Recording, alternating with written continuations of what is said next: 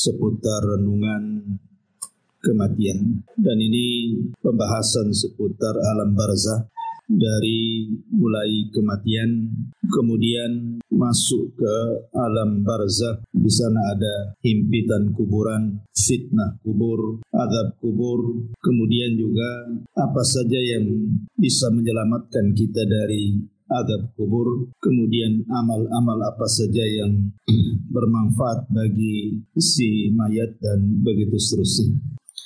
Ma'asyiral muslimat yang dimuliakan Allah Subhanahu wa taala. Allah Subhanahu wa taala berfirman, "Kullu nafsin dha'iqatul maut." Setiap jiwa itu pasti mengalami kematian. Siapapun manusianya, bahkan para nabi sekalipun disentuh dengan kematian. Walaupun ada diperselisihkan seperti Nabi Ilyas, apakah dia masih hidup, kemudian Nabi Khidir, apakah dia masih hidup, tapi pendapat yang kuat, wallahu a'lam, bahwa mereka juga sudah meninggal, kecuali yang dikecualikan Allah, Isa ibnu Maryam. Karena memang Allah Subhanahu wa taala yang berfirman bahwa Isa itu belum meninggal, tetapi semua manusia pasti meninggal.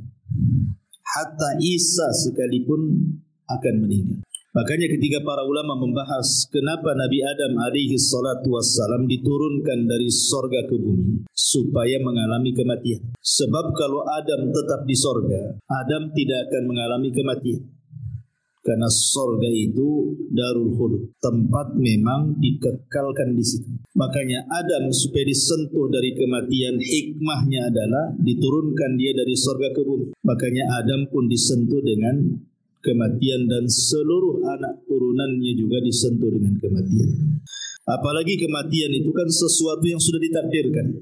Setiap manusia itu sudah ada takdir, dan semakin jauh periode Adam sampai ke umat Rasul kita Muhammad sallallahu alaihi wasallam, maka usia manusia juga semakin pendek. Terlebih Nabi sallallahu alaihi wasallam membatasi dengan kalimat a'maru ummati bainas sittina wasat, bahwa usia umatku itu berkisar antara 60 sampai 70 tahun saja. Artinya sedikit sekali yang melewati 70 tahun. Rata-rata manusia itu 70 tahun ke bawah pasti sudah meninggal. Makanya hati-hati nih, kalau sudah 50, 60, siap-siap aja ya. Karena Rasul membatasi masalahnya. Kalaupun lewat, maka patut disyukuri. Karena Nabi SAW mengatakan, sebaik-baik manusia itu yang panjang umurnya dan baik amalannya. Maka kalau dilewatkan 70 tahun berarti harus dijaga amalan. Bicara tentang kematian, kita tahu bahwa di antara arkanul qiyamah, rukun-rukun kiamat itu, atau rukun-rukun hari akhir itu, salah satunya adalah al-maut, kematian.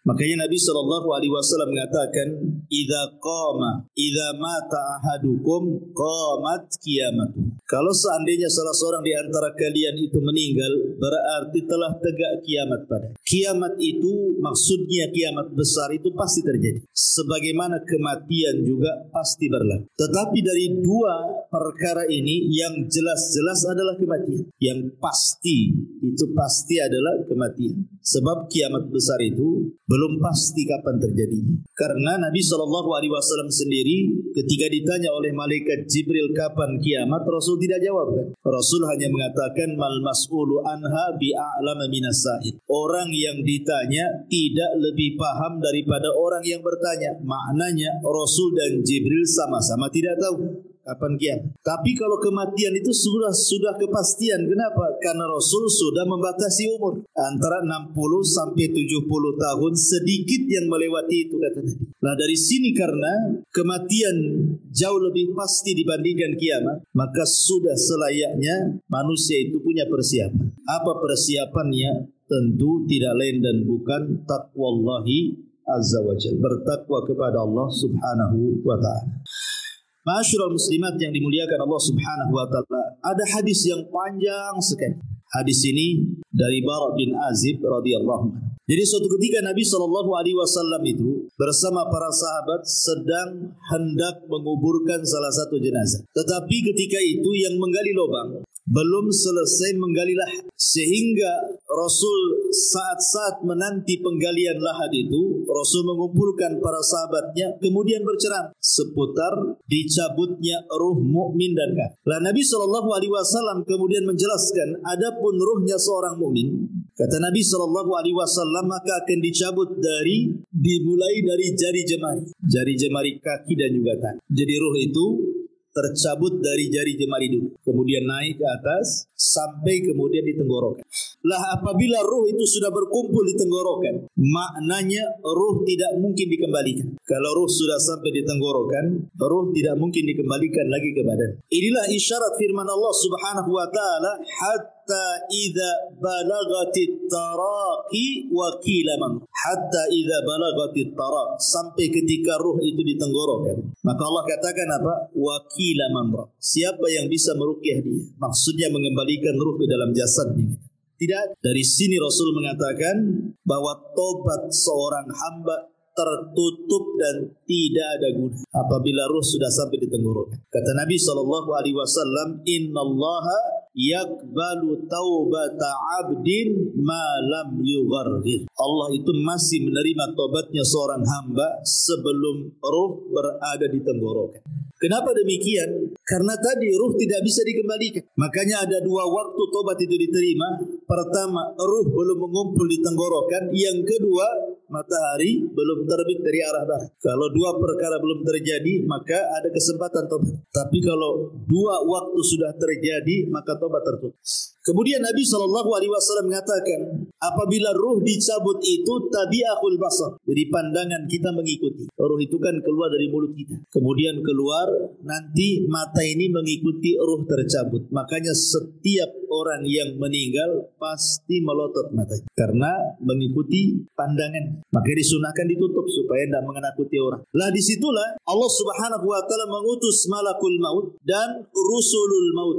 Jadi ada dua malaikat. Pertama malakul maut yang memang tugasnya hanya mencabut nyawa, dan malakul maut itu bukan satu malaikat seperti Jibril, satu malaikat kan, Mikail satu malaikat, Israfil satu malaikat. Malakul maut ini jumlahnya banyak karena setiap hari yang mati itu kan bukan satu orang.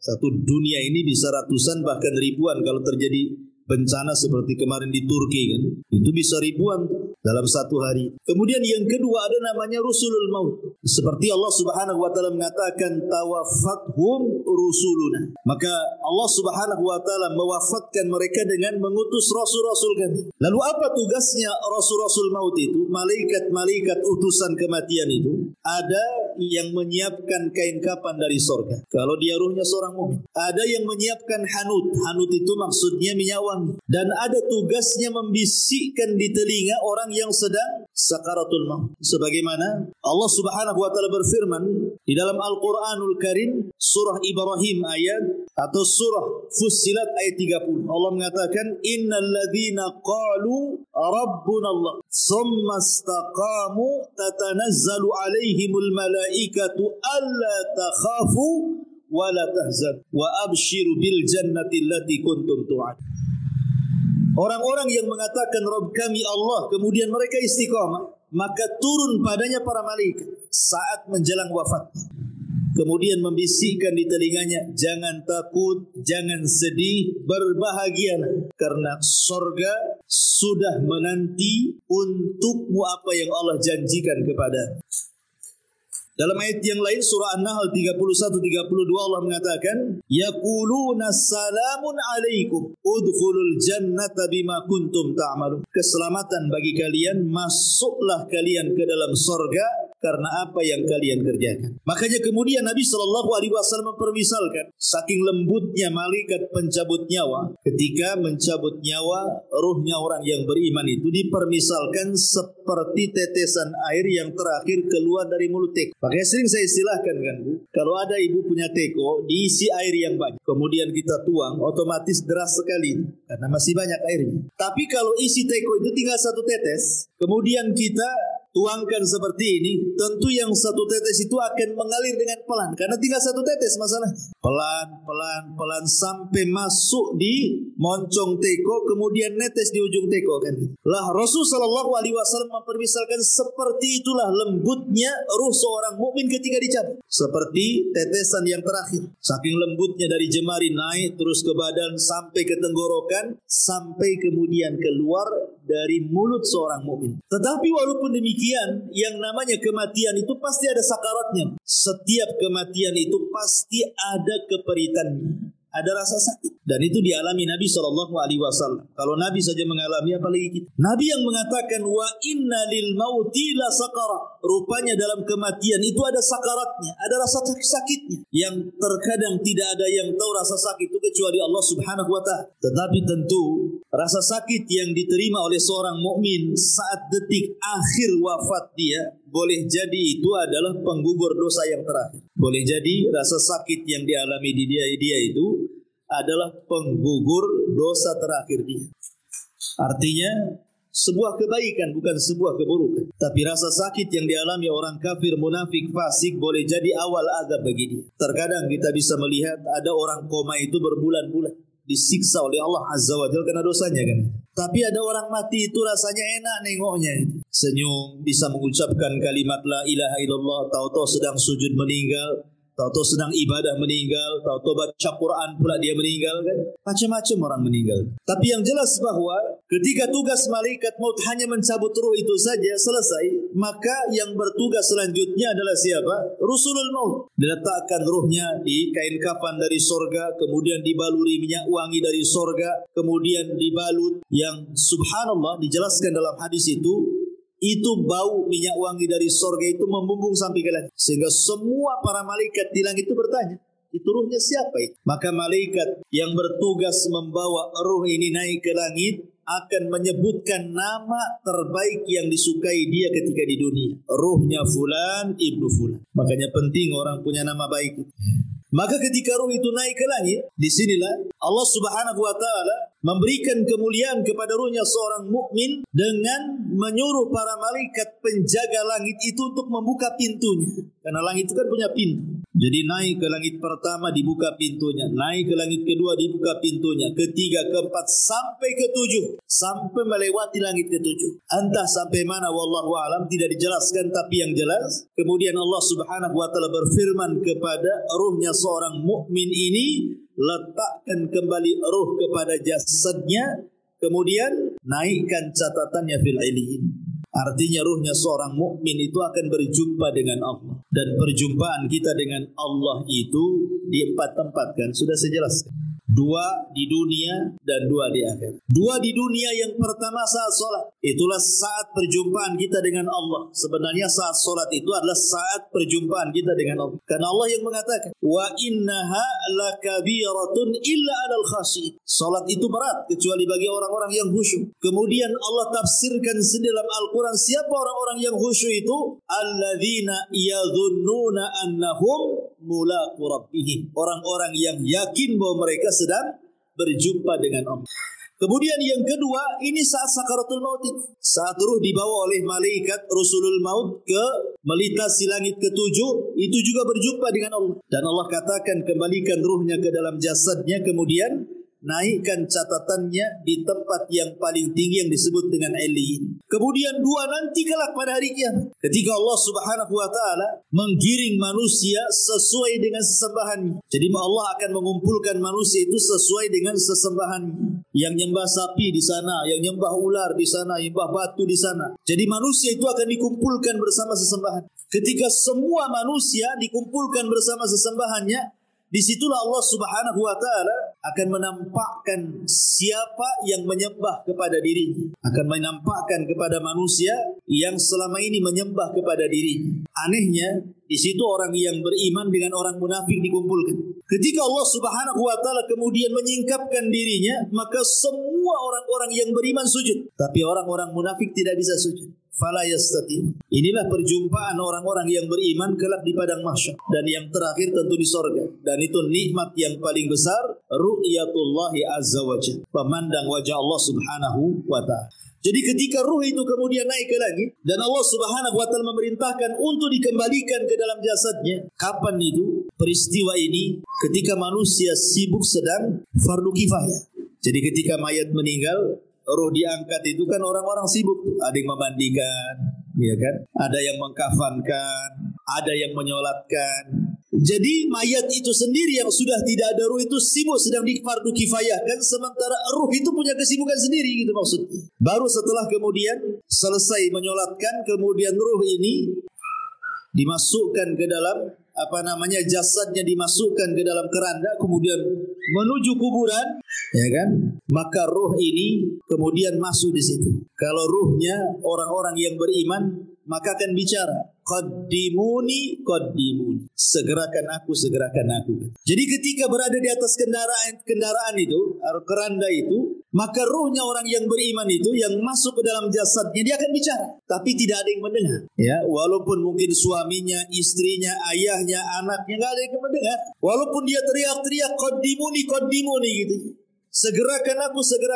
Tapi kalau ruhnya orang kafir, ruhnya orang munafik, ruhnya orang-orang fasik, dia akan berteriak-teriak, celaka kalian. Ya wailaha aina tadhhabun. Celaka kalian, mau dibawa kemana aku ini, gitu. Ini kalau ruhnya orang jahat. Mereka akan mengatakan, ya wailaha aina tadhhabuna biha. Hendak dibawa kemana aku ini? Subhanallah. Kata Nabi SAW, yasma'u sautuha atau yasma'u sautaha kullu syai'in. Segala sesuatu mendengar teriakannya, illal ins, kecuali manusia. Manusia tidak mendengar. Jadi ketika ruh sudah menyatu dengan jasadnya, kemudian dibawa ke arah kuburan dan hendak dikuburkan itu, dia berteriak-teriak. Binatang mendengarnya, semua makhluk mendengarnya, kecuali manusia dan jin tidak bisa mendengar. Tetapi kalau ruhnya orang baik, tadi saya katakan apa? Dia akan mengatakan, qaddimuni. Segerakan aku. Kata. Subhanallah, kan? Justru senang orang-orang yang beriman itu suruh disegerakan. Dari sini Nabi SAW mengatakan apa? Asri'u bil janazah. Segerakan kalian memfardu kifayahkan jenazah. Kenapa demikian? Wa in taqu salihatan fa khairun tuqaddimuna. Kalau memang ini orang baik, maka Anda sudah berlaku kebaikan kepada orang ini dengan menyegerakan. Wa in taqu ghaira dzalik. Tapi kalau tidak demikian, maksudnya dia orang jahat, fa syarrun tadhauna fi riqabikum, itu sama saja meletakkan keburukan di rumah kalian. Maka segerakan. Mau orang baik segerakan, mau orang jahat segerakan. Kalau orang baik berarti kebaikan bagi si mayat. Kalau orang jahat sama saja meletakkan kejahatan di rumah. Maka segerakan. Dan si mayat juga ngomong begitu, qaddimuni, segerakan aku, kata. Tapi kalau orang jahat dia mengatakan, ya wailaha aina tadhhabuna biha. Mau dibawa kemana aku, katanya. Akhirnya kemudian ketika betul-betul sudah dimasukkan ke liang lahat, si mayat ini sempat mendengar suara terompah. Orang-orang yang mengantarkannya itu masih mendengar dia. Sampai ketika sayup-sayup semakin jauh karena meninggalkan dia. Ketika sudah sudah nggak ada suara lagi, maknanya dia sudah ditinggal. Dari sini kata Nabi SAW, yang pertama kali meninggalkan si mayat itu apa? Hartanya.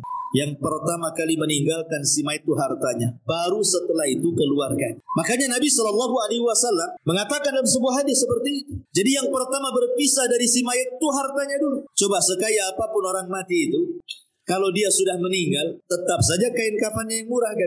Walaupun dia miliarder sekali, tetap saja kain kafannya yang murah, yang putih. Tidak ada juga orang kaya dikafani dengan kain kafan yang mahal, kan? Dari sini hartanya terputus. Percuma punya uang, tapi juga tidak bisa digunakan. Kemudian yang kedua, keluarganya. Setelah mengantarkan ke kuburan, baru keluarganya pulang. Disitulah terpisah dengan keluarga. Baru dia hidup sendiri. Makanya Nabi SAW ketika menjelaskan tentang seputar kuburan itu, Nabi SAW mengatakan dalam hadis Abi Hurairah radhiyallahu, kata Nabi SAW, anna imra'ata sauda kana taqumul masjid. Ada wanita berkulit hitam itu biasa menyapu di masjid Nabi SAW. Kemudian wanita ini meninggal. Nabi SAW tidak diberitahu, kata Rasul, afala kuntum azantumuni. Kenapa kalian tidak menghabarkan kematian wanita itu, katanya. Maka Rasul mengatakan, duluni ala qabriha. Kalau begitu tunjukkan di mana kuburan.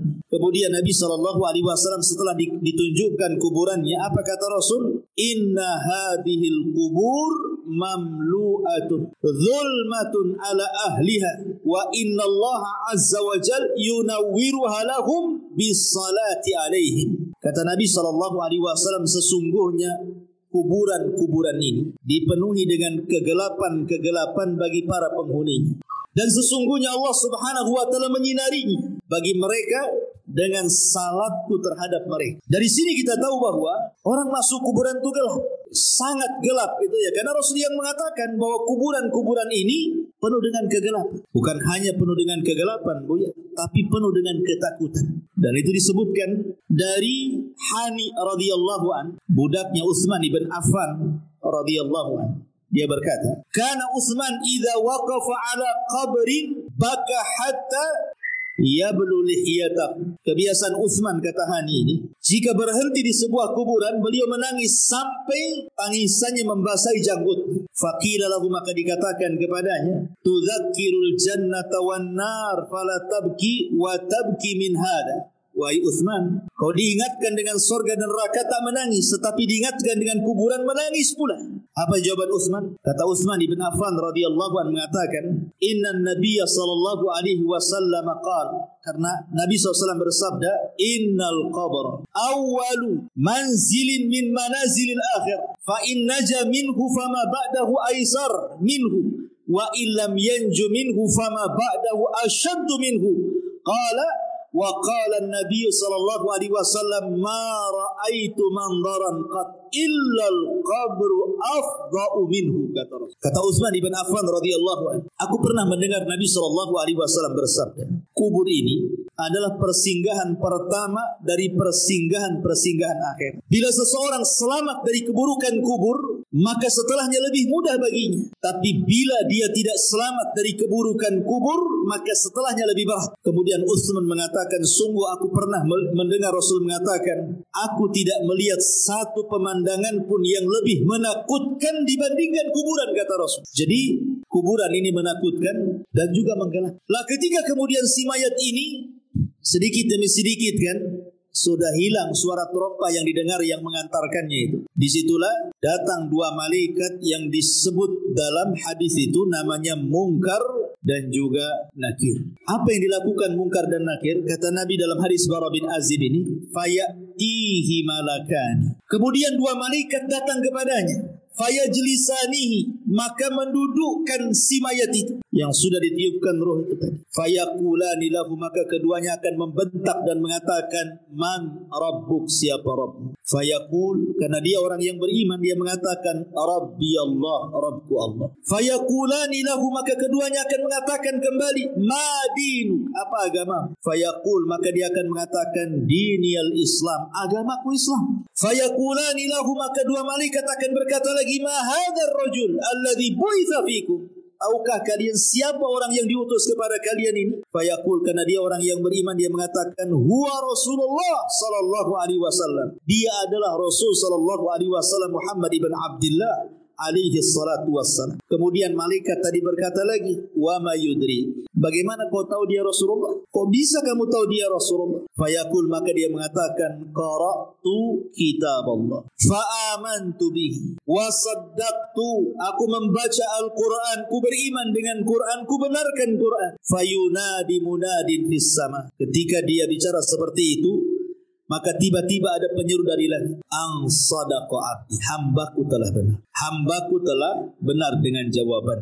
Apa yang terjadi? Karena hambaku telah benar, maka fafrishuhu minal jannah wa albisuhu minal jannah waftahu lahu baban minal jannah. Lapangkan kuburan, hantarkan pakaian dari sorga, buka pintu-pintu sorga kepadanya. Kemudian dikatakan fayatihi min raw'iha wati biha, maka tiba-tiba ketika pintu sorga itu dibuka, semerbak harum dari sorga itu kemudian masuk ke dalam kuburan. Kuburannya menjadi harum. Kemudian ketika itu wa yufsahu lahu fi qabrihi madda basari, tiba-tiba kuburannya diluas sejauh mata memandang. Jadi kalau ibu naik di atas ketinggian, kemudian melihat gitu ya, sampai di mana, itulah maksudnya sejauh mata memandang. Tapi dalam riwayat yang lain, diluaskan itu 70 hasta kali 70 hasta. Luasnya kuburan itu luas. Tentu ini alam gaib ya bukan Bu? Karena sehebat apapun alat dunia, anggaplah dipasang CCTV sekalipun, ya tetap saja segitu. Coba saja taruh CCTV, pantaulah itu di CCTV itu. Apakah dia menyempit ataukah melebar, ya tetap saja segitu kan. Artinya bahwa alam kubur ini bagian daripada alam gaib. Kenapa kita tidak tahu dan kita tidak bisa memprediksi kan bahwa kuburan ini meluas atau menyempit? Karena antara alam dunia dan alam kubur itu ada namanya barzah. Maka disebut alam barzah. Barzah itu tembok penghalang antara alam dunia dan alam kubur itu. Makanya Allah mengatakan dalam Al-Quran itu bahwa di situ terdapat barzakhun ila yaumil yub'atsu. Ada barzah pemisah antara dunia dan alam kubur sampai hari dibangkitkan. Ma'asyiral muslimat yang dimuliakan Allah Subhanahu wa taala, apa yang terjadi setelahnya? Setelah kuburannya diluaskan sejauh mata memandang, subhanallah, wa ya'tihi rajulun hasanul wajhi. Tiba-tiba datang seseorang indah pakaian, hasanul thiyab, indah wajahnya, hasanul wajhi, indah wajahnya, hasanul thiyab, indah pakaiannya, tayyibur rihi, sangat harum baunya. Fayaqul, dan dia mengatakan, abshir billadhi yasurruka hadha yaumuka alladhi kunta tu'an. Kemudian orang ini mengatakan, berbahagialah, berbahagialah kata, dengan apa yang menyenangkan dirimu, inilah hari yang engkau tunggu selama ini katanya. Kemudian dia mengatakan, si mayat ini, man anta, siapakah? Fawajhukal wajhu yaji'u bil khairi. Aku lihat wajahmu mendatangkan kebaikan. Siapa kamu ini sudah berbuat baik menemani aku di kuburan ini gitu. Fayaqul, maka dia mengatakan, ana amalukas salih. Sayalah amal saleh. Sayalah amal salehmu. Dalam riwayat, ketika dia mendapatkan kebaikan itu, maka orang ini mengatakan di hadapan si mayat yang beriman itu, nim naumatal arush. Kalau begitu tidurlah engkau layaknya pengantin baru. Jadi disuruh tidur. Sehingga ketika dia tidur, dia mimpi dengan mimpi yang indah. Itulah disebut nikmat kubur. Mimpi sangat indah sekali. Sehingga tanpa kemudian disadar, tahu-tahu kiamat pula dibangkitkan. Ketika kiamat dibangkitkan itulah, maka orang yang baik ini kemudian memberitahu bahwa Israfil akan meniupkan sangkakalanya. Kemudian orang ini mengatakan, siapa kamu ini sebenarnya? Maka orang baik ini mengatakan, ana amalukas saleh. Sayalah amal saleh. Maksudnya sayalah salatmu, sayalah puasamu, sayalah zakatmu, sayalah silaturahimmu, sayalah ibadahmu. Jadi ibadah itu akan menemui kita di kuburan. Sebagaimana kita akan menjumpai Allah Subhanahu wa taala di 4 tempat yang saya jelaskan, kita juga akan menjumpai amal soleh kita di 4 tempat juga sama. 2 di dunia, 2 di akhirat kan itu. Adapun di dunia kita bisa rasakan amal soleh kita kan. Ibu kalau hari-hari ngaji seperti ini kan tambah itu kan iman kita itu rasanya. Rasanya itu mau ibadah itu semangat. Itu artinya kita mendapatkan amal soleh kita di dunia itu ada pengaruhnya. Sebagaimana orang maksiat kan ada pengaruhnya bukan? Futur, malas gitu ya kan. Maka amal soleh juga kita bisa dapati gitu ya dengan semangatnya kita beribadah. Karena iman dalam definisi ahli sunnah itu yazidu bitta'ah, bertambah karena ketaatan. Kita bisa rasakan. Kemudian yang kedua, di sini dalam kuburan ini kita akan mendapatkan amal soleh kita dalam wujud manusia. Sehingga ketika ditanya, siapa engkau ini? Wajahmu kok wajah yang baik sekali. Maka dia akan mengatakan, ana amalukas soleh, saya amal soleh. Artinya kita akan mendapatkan amal soleh kita kan di kuburan ini dalam bentuk manusia yang akan menemani kita sepanjang kita di kuburan kita. Sehingga sebagian para ulama ketika membahas apakah orang-orang yang dikubur itu bisa merasakan perjalanan waktu. Sama dengan kayak ibu kita sekarang kan bisa kita merasakan perjalanan waktu kan Bu ya. Pagi aktivitasnya apa, siang aktivitasnya apa, sore apa, malam apa, besok pagi lagi kan bisa kita merasakan aktivitas waktu itu berjalan kan itu ya. Hari, minggu, bulan, tahun kita bisa merasakan. Pertanyaannya, apakah orang-orang yang dikubur juga merasakan ada aktivitas waktu sehari-hari? Pagi, siang, sore, malam, ke pagi lagi, siang, sore, malam, ke pagi lagi, gitu ya. Sementara orang-orang yang dikubur itu kan ada yang sudah lama kan. Kalau yang meninggal di zaman Rasul kan sudah 14 abad berarti kan. Sudah 14 abad sampai sekarang nggak dikiamat-kiamatkan. Atau yang sebelum Nabi umpamanya. Tentu lebih lama lagi orang itu di kuburan itu. Apakah mereka akan merasakan bimururil waktu, kata ulama, dengan berjalannya waktu itu? Maka ulama membagi dua, kata ulama, memerinci. Kalau yang di kuburan itu, mereka orang-orang yang beriman, baik dari umat Nabi atau umat-umat sebelumnya, dan mereka mendapatkan nikmat kubur, maka mereka tidak akan merasakan berjalannya waktu. Mereka tidak akan merasakan. Walaupun ratusan tahun, walaupun ribuan tahun sekalipun, mereka tidak akan merasakan berlewatnya waktu itu. Tetapi kalau mereka adalah orang-orang kafir, orang munafik, orang fasik, maka mereka akan merasakan itu. Karena itu bagian daripada adab. Jadi sekali lagi, kalau orang-orang yang beriman, yang mendapatkan nikmat kubur, tidak akan terasa di kuburan itu. Walaupun ratusan ribuan tahun. Mana dalilnya? Dalilnya adalah peristiwa Ashabul Kahfi yang ditidurkan. Atau kisah Nabi Uzair yang ditidurkan 1 abad kan. Kemudian dibangunkan, kemudian ditanya, kam labista, berapa lama kau tidur itu? Dia mengatakan apa? Labistu yauman au ba'dha yaum. Perasaan aku baru tidur separuh atau 1 hari katanya. Padahal sudah 1 abad dia tidur kan. Berarti kan dia tidak merasakan tuh. Tidurnya dia tidak merasakan kan. Padahal dia sudah 1 abad, 100 tahun tidur. Dibilangnya baru setengah hari katanya. Begitulah orang yang di kuburan. Kalau mendapatkan nikmat itu tidak terasa. Seolah-olah waktu berjalan dengan cepat. Tetapi kalau orang terkena azab, itu rasanya penat, lama waktunya menunggu. Ya samalah bukan?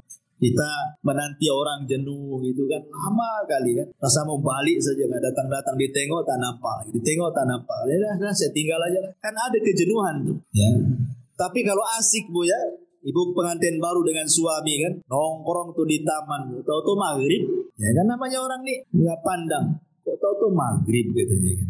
Jadi dari sini, di dunia ini kita bisa rasakan dalam kondisi nikmat dengan dalam kondisi tidak nikmat kan itu. Lah dikubur kurang lebih seperti itu. Ya. Tetapi apakah kemudian orang-orang yang dikubur juga akan merasakan layaknya kita juga perasa gitu kalau ibu lagi sedih, kan ada perasaan tersiksa jiwa ini kan? Atau ada masalah rasanya rungsep kehidupan ini kan? Apakah juga orang-orang di kuburan akan merasakan seperti itu? Iya, mereka juga akan merasa. Kapan itu? Apabila ditangisi orang yang ada di atas. Kalau orang yang di atas itu melakukan niyah. Niyah itu meratap kepada orang yang ada di kuburan itu. Maka orang yang ada di kuburan itu merasa diazab.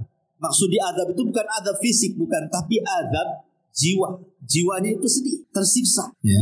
Makanya kenapa Nabi SAW melarang tidak boleh seseorang itu melakukan niyah kan? Karena mayat itu yu'adzab, akan diazab kata Nabi SAW biniyahatil hayyi. Karena niyahahnya, meratapnya orang yang hidup kepada orang si mayat akan diazab. Maksudnya bukan azab fisik, tetapi dia tersiksa, hatinya tersiksa gitu. Karena sebab tangisan orang-orang yang di atas. Makanya dilarang. Niyah itu termasuk dosa besar. Nabi SAW sampai mengatakan kalau orang yang meratap itu tidak bertobat, kata Rasul, maka dia akan dibangkitkan kelak pada hari kiamat dengan dipakaikan pakaian dari ya, dari besi panas dulu yang timah panas, kemudian dari baju yang gatal, yang nggak bisa dicopot. Gatal saja. Ya, naudzubillah. Jadi mereka pun akan merasakan bahasa kitanya rungsek tuh ya. Hatinya itu enggak tenang disebabkan tangisan orang-orang yang di atas kuburan. Makanya tidak boleh. Kalau ada orang yang meninggal, ikhlaskan saja. Kalau menangis, menangislah sebagai tangisan rahmat karena kesedihan, bukan karena menolak takdir. Dan karena ada orang yang menangis itu karena menolak takdir kan Bu ya. Meraung-raung nanti kalau anak-anak besar jadi apa, kamu sudah nggak ada, semacam kan itu. Ya nanti Allah yang menentukan takdirnya, bukan si bapak yang sudah meninggal kan itu ya. Jadi itu yang tidak boleh, karena niyah itu seolah-olah tidak terima dengan takdir. Guling-guling, nangis-nangis, robek-robek, pukul-pukul, pangkas-pangkas rambut dan begitu seterusnya. Baik. Intinya bahwa ketika kemudian si mayat itu diberikan nikmat oleh Allah Subhanahu wa taala, nikmat kubur, maka dia tidak akan merasakan dengan berjalannya waktu. Waktu itu akan panjang, tahu-tahu sudah dikiamatkan. Tapi yang perlu ibu pahami bahwa di dalam peristiwa-peristiwa kubur itu, sebelum 2 pertanyaan malaikat mungkar dan nakir yang disebut dengan fitnah kubur itu, ada peristiwa yang sebelumnya dilalui manusia yang disebut dengan Dhaghtatul Qabrin, himpitan kuburan. Jadi himpit dulu, baru setelah itu fitnah kubur, gitu maksudnya. Dan ini disebutkan oleh para ulama tentang masalah himpitan kubur ini. Di antaranya adalah yang disebutkan oleh pendapat Abu Hanifah. Wa dhaghtatul qabri wa adzabuhu haqqun.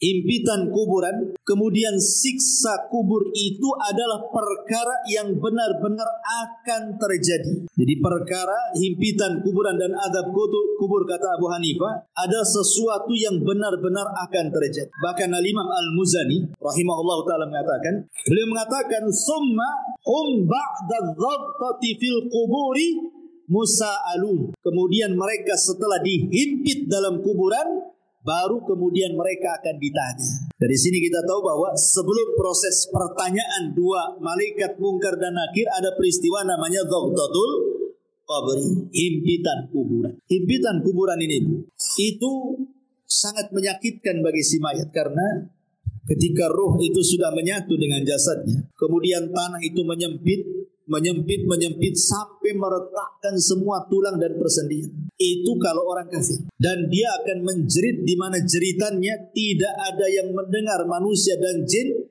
kecuali binatang-binatang mereka bisa mendengar. Jadi binatang-binatang itu diberikan kepekaan, mampu mendengar jeritan-jeritan orang-orang yang dihimpit kubur itu. Masalahnya, lalu bagaimana dengan orang-orang yang beriman? Maka ulama menjelaskan bahwa himpitan kuburan bagi orang-orang yang beriman itu tidak sebagaimana himpitan kubur bagi orang-orang kafir, munafik, ataupun orang-orang fasik. Maksudnya apa? Maksudnya himpitan orang yang beriman itu layaknya seorang ibu sedang memeluk anaknya. Jadi kalau ada anak bayi ibu peluk gitu ya. Seperti itulah seorang mukmin ketika dihimpit oleh kuburan. Jadi tanah itu seolah-olah ibu bagi kita, dan kita anak dari tanah itu.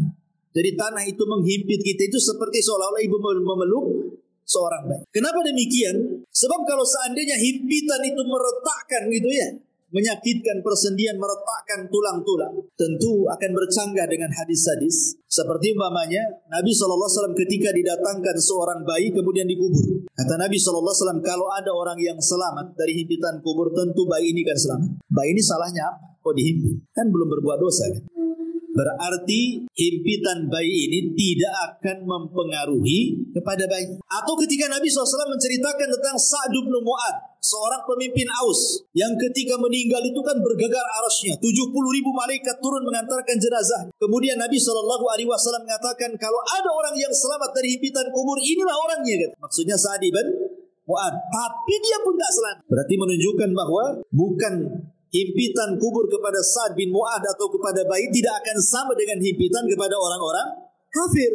Ya, makanya ulama memberikan catatan, himpitan kuburan kepada orang-orang yang beriman layaknya seorang ibu memeluk bayinya dengan lembut. Jadi bukan sebuah siksaan gitu maksudnya, tetapi justru sebuah kabar gembira. Baru setelah himpitan baru namanya fitnah kubur, pertanyaan tadi ya. Baru setelah itu tergolong manusia kepada dua kelompok, bisa masuk pada nikmat kubur, bisa masuk kepada azab kubur. Baik, ma'asyiral muslimat yang dimuliakan Allah Subhanahu wa taala. Ini satu sisi ya.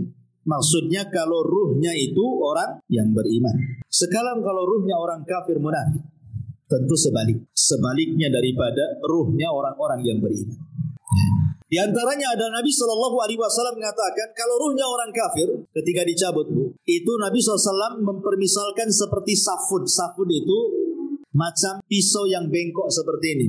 Safud di pisau bengkok macam serulit gitu ya. Kemudian didatangkan kambing wol yang belum dicukur. Taulah bukan kambing Australia yang banyak gimbal-gimbal tuh rambutnya. Ya, kemudian pisau ini dibenamkan di kambing wol tadi. Kemudian setelah itu disiram.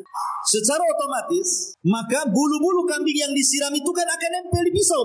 Setelah nempel di pisau, kemudian ibu cabut paksa pisau itu dengan sangat keras gitu ya. Apa yang terjadi? Pasti akan merontokkan bulu-bulunya. Kata Nabi SAW, seperti itulah ruhnya orang kafir, munafik, fasik dicabut oleh malaikat maut. Jadi akan merontokkan persendian. Karena ketika malakul maut mencabut ruhnya orang kafir, munafik, fasik itu, maka rusulul maut akan menghempuskan dan menakut-nakuti di telinga orang-orang yang akan dicabut itu dan mengatakan, hei ruh yang busuk, ruh yang jahat, ruh yang jelek keluar.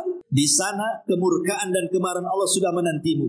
Gimana dia mau keluar ditakut-takuti seperti itu? Tentu tidak akan keluar. Makanya dipaksa. Dia keluarnya itu dipaksa sehingga dia akan merontokkan semua persendiannya. Dia akan merasakan sakit yang luar biasa. Ya. Kemudian setelah ruhnya diletakkan di kain kafan dari neraka, kemudian bau busuknya melambung ke langit, semua malaikat mencaci maki dia. Tidak ada satupun malaikat memujinya, Bu. Bahkan mencaci maki ini ruhnya siapa busuk sekali. Bahkan malaikat penjaga pintu langit pertama tidak akan membuka pintunya. Jangan langit kedua, langit ketiga. Langit pertama saja nggak mau buka pintunya. Dan Allah hanya mengatakan dari atas sana dan mengatakan, jatuhkan ruhnya ke dalam jasad, letakkan catatannya di bumi yang paling dasar yang disebut dengan sijin. Coba yang ruh itu dilempar, Bu, sama malaikat, tidak dihantar. Sehingga ketika ruh itu menyatu dengan jasadnya itu ibarat ibu jatuh dari ketinggian tuh, kebuk gitu ya. Gimana rasanya? Seperti itulah rasanya. Sehingga rasanya tulang ini patah. Karena yang merasakan sakit itu bukan jasad, Bu, ruh. Kalau ruh dicabut, Bu, walaupun ibu dicabik-cabik jasadnya, dipotong-potong, dimutilasi, dicongkel matanya, dipotong telinganya, dicabut jarinya, nggak akan merasakan sakit kalau ruhnya dicabut. Tapi kalau ruhnya dikembalikan, itulah sakit yang dialami itu, bagaikan dia jatuh dari ketinggian, itu yang dia rasakan. Sudah itu pula kemudian tiba-tiba dihimpit kuburan gitu, retak semuanya kan. Sudah jatuh dari ketinggian, dihimpit dengan kuburan, makin retak semuanya lah. Sedang dia merasakan sakit, tiba-tiba dibentak pula malaikat Munkar dan Nakir. Kayak apa tuh coba? Siapa Rabbu? Siapa Nabimu? Siapa agamamu? Ya, gak bisa jawab lah dia. Dia aja masih merasakan sakit yang luar biasa. Makanya ma'asyiral muslimat yang dimuliakan Allah Azza wa Jalla, maka dia akan terus menjerit-jerit dalam kuburannya. Manusia dan jin tidak akan mendengarnya kecuali hewan-hewan atau binatang-binatang yang Allah takdirkan mampu mendengar. Ma'asyiral muslimat yang dimuliakan, dan begitu seterusnya. Dan Allah Subhanahu wa taala ketika dia tidak sanggup menjawab, kata Allah, "Angkadzaba 'abdi, hambaku telah berdusta." Bukakan pintu neraka, hempaskan panas. Lah disitulah dia akan mengalami yang disebut dengan azab kubur. Ini sekilas tentang kematian, fitnah, himpitan, azab dan juga nikmat. Baik, kita masuk pada pembahasan berikut. Ma'asyiral muslimat yang dimuliakan Allah Subhanahu wa taala. Kalau kita sudah tahu dan kita yakin dan percaya di sana ada nikmat dan azab kubur, lalu apa saja hal-hal yang bisa kita ini terhindar dari itu semua? Apa caranya supaya kita bisa terhindar dari azab kubur? Karena begini, Bu, dalam sebuah hadis tentang Nabi SAW. Jadi suatu malam Nabi SAW itu pernah bermimpi, Bu. Dalam mimpinya datang dua malaikat kemudian membawa dia, dan mimpinya Nabi itu wahyu. Lain dengan mimpi kita. Dibawa ke sebuah tempat. Kemudian disitulah rupanya diperlihatkan tentang azab-azab yang luar biasa. Sampai Rasul heran, kenapa mereka? Azab apa yang mereka lakukan gitu ya? Apa di antara yang Rasul lihat? Dan ulama sepakat bahwa hadis ini bisa tentang azab kubur, bukan azab neraka. Di antaranya Nabi SAW melihat ada orang yang dipecahkan kepalanya dengan batu kan? Dipecahkan kepalanya dengan batu. Kemudian setelah dipecahkan nih, kemudian malaikat yang memecahkan kepala itu pergi hendak mencari batu lain. Kemudian datang lagi, kepalanya sudah utuh lagi, dipecahkan lagi. Kemudian sudah pecah, dia pergi lagi cari batu lagi yang baru. Datang lagi, rupanya kembali lagi kepalanya. Asing gitu saja. Jadi Rasul mengatakan, "Mahada, ini siksaannya apa nih orang ini, kok ngeri kali gitu." Rupanya kemudian malaikat mengatakan bahwa siksaan orang ini karena ketika datang waktu sholat sengaja dia tidur. Datang waktu sholat, harusnya kan dia sholat, sengaja pula dia tidur. Kemudian yang kedua, ada lagi orang itu digambar oleh Nabi SAW. Subhanallah, orang ini kakinya di atas, digantung, kepalanya di bawah. Kemudian di sampingnya ada orang bawa pisau bengkok. Kemudian dimasukkan di mulutnya, kemudian dirobek sampai tengkuknya. Kemudian setelah itu dimasukkan di lubang hidungnya, dirobek sampai tengkuknya. Setelah robek ini dari hidung ke tengkuk, dari mulut ke tengkuk, kemudian dia mau mengambil sebelah kirinya. Ketika diambil sebelah kirinya, sebelah kanannya sudah kembali lagi. Kemudian dirobek dari sebelah kiri, mulut sampai ke tengkuk, hidung sampai ke tengkuk. Ketika pindah ke sebelah kanan, balik lagi ke semula gitu. Asik gitu saja. Sehingga Rasul mengatakan, kenapa orang ini? Maka kemudian malaikat ini mengatakan, karena ketika di dunia ini dia suka berdusta sampai dustanya itu membumbung ke ufuk.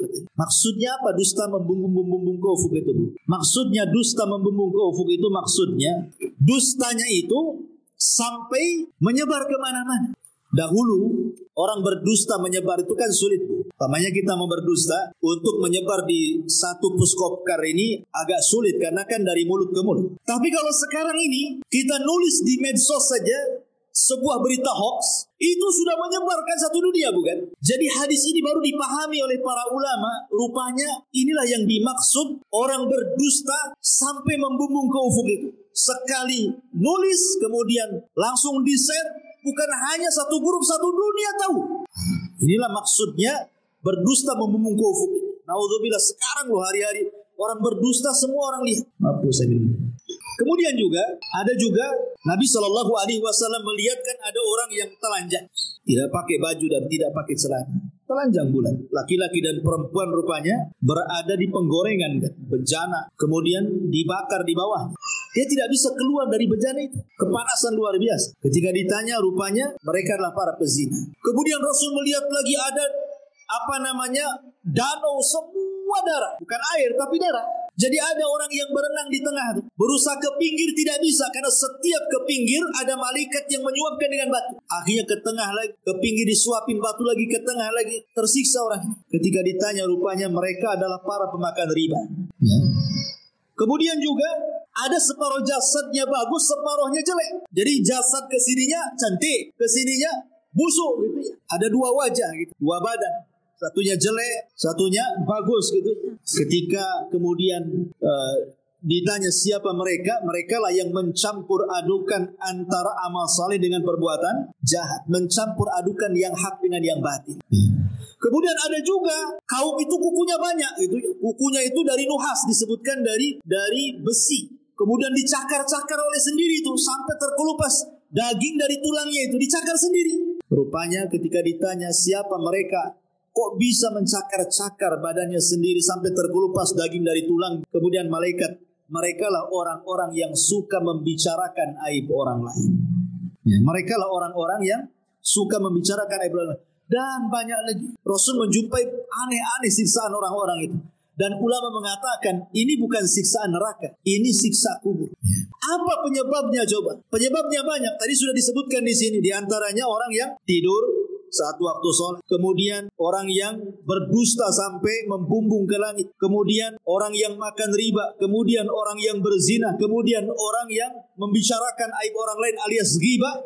Itu semua adalah bagian daripada penyebab azab kubur. Termasuk juga Rasul pernah lewat di sebuah kuburan. Rasul mendengar orang-orang itu diazabkan. Kemudian Rasul mengambil pelepah kurma, dibelah jadi dua, kemudian diletakkan di satu kuburannya, yang satunya satu kuburan. Kata Rasul, mudah-mudahan sebelum kering pelepah ini bisa meringankan azabnya. Kemudian sahabat bertanya, kenapa orang itu hai Rasul? Kata Rasul, yang satu karena suka ngadu domba kan itu, namimah, sana sini, ngompori orang. Yang satunya pula kalau dia cebok tidak bersih. Dia tidak pernah menghindar dari membersihkan najis saat buang hajat kecil ataupun hajat besar. Ini naudzubillah ma'asyiral muslimat yang dimuliakan Allah Subhanahu wa taala. Ini adalah di antara penyebab-penyebab orang mendapatkan azab kubur.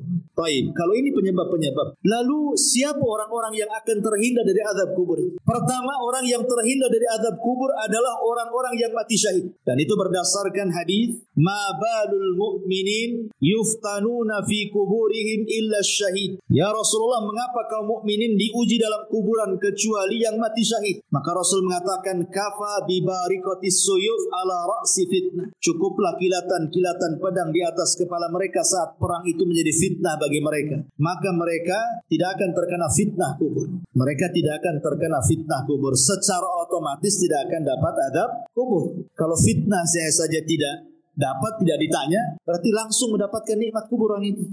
Kemudian juga setiap orang yang meninggal sedang bertugas jaga di jalan Allah, mungkin di perbatasan negara Islam dengan negara kafir gitu, atau saat berperang dia menjaga tentara gitu. Kemudian juga meninggal di hari Jumat kalau dia orang soleh. Kalau dia orang baik, orang soleh, orang taat, Allah berikan kematiannya di hari Jumat. Kemudian juga orang yang soleh, yang baik, kemudian Allah berikan kematiannya dengan cara sakit perut. Ya, dengan cara sakit perut, ataupun dengan cara tenggelam, ataupun dengan cara terkena runtuhan ketika gempa gitu ya, terkena runtuhan. Ya, dan dia orang baik. orang saleh dan saleha, maka Allah sengaja memberikan kematian terbaik bagi dia. Nah, itu juga di antara hal-hal yang bisa menghindarkan seseorang dari fitnah kubur dan juga azab kubur. Tapi ma'asyiral muslimat yang dimuliakan Allah Azza wa Jalla, sekarang apa peran orang yang hidup? Kita ini loh yang hidup, supaya adalah amalan-amalan itu yang bermanfaat untuk meringankan orang yang ada di kuburan. Apa yang harus kita lakukan? Ma'asyiral muslimat yang dimuliakan Allah Subhanahu wa taala. Sebelum saya menjelaskan hal ini, saya akan jelaskan amalan-amalan yang bermanfaat dulu bagi si mayat itu. Kata Nabi SAW, Al-kayyisu man dana nafsa wa amila lima ba'dal maut. Orang yang cerdas itu, Bu, adalah orang yang introspeksi, senantiasa introspeksi diri dan mempersiapkan sebuah amalan untuk kematian. Itu orang cerdas katanya. Amalan ini kan banyak, Bu, ya. Macam-macam amalan di dunia ini. Tetapi orang yang cerdas itu pasti dia akan memilih mana-mana amalan yang bermanfaat untuk kematiannya, mana-mana amalan yang sedikit manfaat untuk setelah kematian. Lah di antara amalan-amalan yang sangat bermanfaat untuk setelah kematiannya disebutkan dalam beberapa riwayat. Pertama, ketika Nabi SAW bersabda dari hadis Muslim, "Idza mata ibnu Adam inqata amaluhu illa min salatin, sadaqatin jariyah aw ilmin yuntafa'u bihi aw waladin salihin yad'u lahu." Apabila anak Adam meninggal dunia, terputus amalnya kecuali 3 perkara: sedekah yang mengalir, ilmu yang bermanfaat, atau anak saleh yang mendoakan orang tua. Hadis yang kedua, hadis dari Abu Hurairah radhiyallahu anhu yang dikeluarkan Imam Ibnu Majah. Rasul mengatakan, "Inna mimma yalhaqul mu'min min amalihi wa hasanatihi ba'da mautihi." Sesungguhnya yang sangat bermanfaat bagi seorang mukmin dari amalannya setelah kematiannya dan dari kebaikannya setelah kematiannya, pertama, ilman 'allamahu wa nasyara. Ilmu yang ibu pelajari, kemudian ilmu itu didakwahkan ibu dan ibu sebarkan. Sekarang kan mudah menyebarkan ilmu kan, di tangan ibu kan ada handphone nih. Pamannya sekarang ngaji, ibu rangkum, kemudian ibu tulis, kemudian ibu share di grup-grup. Kan sama dengan menyebarkan ilmu. Daripada ilmu selfie nggak jelas kan, bagus kita nyebarkan ilmu gitu ya, jelas manfaatnya setelah kematian. Wa waladan salihan tarakahu, atau anak saleh yang ibu didik sehingga anak ini menjadi anak yang saleh. Tidak mesti anak sendiri, entah anak saudaranya, entah anak orang, ibu ambil angkat, ibu didik sampai dia paham agama, kemudian ibu meninggal dan dia mendoakan, maka itu sangat bermanfaat. Wa mushafan warathahu, atau ibu mau wakaf mushaf, beli mushaf di pasar 1-2 mushaf, cari masjid yang nggak ada mushafnya, taruh di situ supaya orang baca. Atau mungkin ada saudara-saudara kita yang belum punya mushaf, ya ibu bisa datang ke orang-orang yang nggak punya mushaf, ibu belikan mushaf, ibu kasih dia supaya baca. Itu sangat bermanfaat. Au masjidan bana, atau masjid yang sedang dibangun, ibu ikut nyumbang supaya cepat terbangun masjidnya. Au baitan libni sabil bana, atau ibu sengaja buat kos-kosan 5 pintu, yang 2 dikontrakkan, yang 3 sengaja bagi orang-orang yang tamu-tamu yang dari jauh yang cari pekerjaan gitu ya. Nah, kasihlah kontrak tanpa bayar, sebulan gratis, 2 bulan gratis, 3 bulan gratis sampai dia punya pekerjaan bapaknya. Alhamdulillah. Ya. Ataupun nahron ajrah, ataupun mungkin ada masjid, ada pesantren, ada masyarakat butuh air. Nah, ibu danai buat sumur bor atau beli air atau apa. Aw sadaqatan akhrajaha min malihi fi sihhatihi wa hayati, atau ibu sedekah ketika ibu sehat, ketika ibu masih hidup ibu bersedekah. Yalhaquhu min ba'di mauti, itu bisa sampai setelah kematian. Ini amalan yang bermanfaat bagi si mayat. Kemudian juga hadis yang ketiga, hadis Jarir ibn Abdillah al-Bajali. Rasul mengatakan, man sanna sunnatan hasanatan, barang siapa yang memberikan contoh terbaik, kemudian diikuti orang, kemudian diikuti lagi orang lain, akhirnya banyak mengikuti, maka dia akan mendapatkan pahala, dan pahala orang mengikutinya sampai pun dia sudah meninggal akan mengalir terus gitu. Ini juga memberikan contoh yang terbaik kepada orang lain. Termasuk juga adalah hadis juga, amalan yang paling baik selain daripada itu adalah doa, haji, umroh, dan begitu seterusnya. Ini diantara amalan-amalan ya. Lalu kita yang hidup, umpamanya ayah kita meninggal, ibu kita meninggal, suami atau istri atau siapalah dari orang yang kita cintai meninggal, bagaimana cara membahagiakan mereka? Para ulama mengatakan yang paling mudah membahagiakan orang yang ada di kubur itu, Bu, doa. Itu yang paling mudah. Kalau ibu ingin membahagiakan orang tua yang sudah meninggal, ibu yang sudah meninggal, bapak yang sudah meninggal, kita ingin membahagiakan mereka, maka ibu terus berdoa. sejak dia meninggal sampai hari ini, walaupun mungkin berpuluh-puluh tahun, berdoalah dengan 3 kata. Apa itu? Allahumma gfir lahu, ya Allah ampuni dosanya. Maka dia sangat bahagia kalau ibu ngomong begitu. Yang kedua, Allahumma arhamhu, ya Allah kasihi dia, rahmati dia. Itu sangat bahagia kalau dia mendengar. Yang ketiga, Allahumma tsabithu, ya Allah tetapkan dia. Yusabbitullahu alladhina amanu bil qauli tsabit. Ya Allah, mantapkan jawaban supaya jangan salah.